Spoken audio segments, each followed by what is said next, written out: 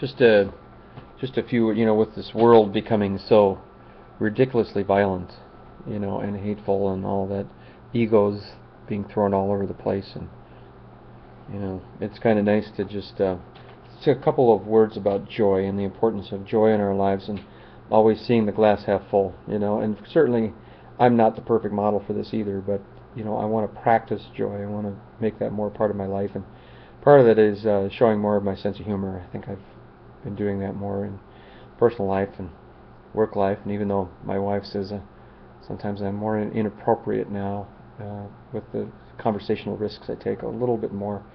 But joy is important, and it's not necessarily what you say is, but who you are. And this is just a couple of lines from a book called Loving Each Other by the late Leo Buscaglia, who's, I think, a lot of people thought he was kind of a kooky nut, and nutcase, nut job, whatever. But he's actually quite brilliant, I think, because he knew what people in the world needed, and it's love. We need more love, caring, and compassion for each other. It's fairly simple, actually. You look at the world, there's just not enough of this caring and compassion and putting oneself, this empathy, this thought of empathy, putting oneself in other people's shoes. It's just so important, and to work hard at that is very, very important in today's world. So, just a few thoughts on that, on joy, and the concept of joy, and people that are so joyful are thought to be crazy. Dr. Buscaglia always used to talk about, people see me as kooky Buscaglia because I wanted to hug everybody all the time. But he says philosophers throughout our history have stressed the necessity of joy for survival. In 451 BC, as far back as 451 BC, Sophocles, for instance, reminded his students that the man from whom the joys of life have departed is living no more, but should be counted as dead. So if the joy is gone in your life, you might as well be dead. That's a strong, strong statement. The philosopher George Santayana said, "Happiness is the only sanction of life. Where happiness fails, existence remains a mad and lamentable experiment. There is no duty we so much underrate." Robert Louis Stevenson reminded us as the duty of being happy. Even the Constitution of the United States guarantees us the pursuit of happiness as part of the constitutional rights. Now, still in our time,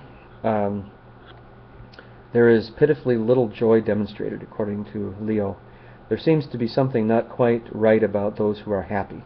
It is common belief that there must be something wrong with contented people. Look at them as either fools, frivolous, or totally lacking in ordinary common sense. They are suspect. If they're too happy, you're going to be a little bit suspect, right? Most of us actually feel guilty when we're happy. We're convinced that we will either be punished for it or that gloom will not be too far behind. Dr. Raymond Moody, in his book Laugh After Laugh, states, "It is well to recognize that some persons are actually fearful of joy, elation, pleasure, or other usually positive emotional states, and many of these people being joyful causes them to have feelings of guilt, shame, or unworthiness." So I'm sure you've recognized this sometimes when you try to be funny or joyful with people who are sort of, and these are some of these people that get an adrenaline rush from being angry, and then you try to lighten them up and they feel very uncomfortable. So, I don't want to play this way. I'd rather be mad and boost my adrenaline. I don't want to play this way. You've run into people like that, I'm sure. Scientists almost totally avoid the study of joy, laughter, happiness, and its relationship to human beings. Lin Yut-yang writes, "I have always been impressed by the fact that the most studiously avoided subject in Western philosophy is that of happiness." Now, isn't that interesting? It is rare that we hear spontaneous, uproarious laughter. If we do, we are certain that the revelers must be drunk. We pay large amounts of money to get professional comics. We had professionals to make us laugh. Okay, we'll leave it to the professionals. We tumble over with laughter when we mimic our sane behaviors in this real way. We reveal our follies. We love clowns. In strange attire, they participate in outrageous antics and engage in divine madness to help us see the simple truth about humanity. For a time, their behaviors set us free from the straitjacket of convention, the predictability of a routine life, and expectations of behavior. They touch the deep desire within all of us within all of us to let go of inhibition and get in touch with our natural spontaneity. So there you go. That's some words of wisdom from... The words are probably backwards here, but loving each other, which is, by the way, it's overdue from the library, so I better return it.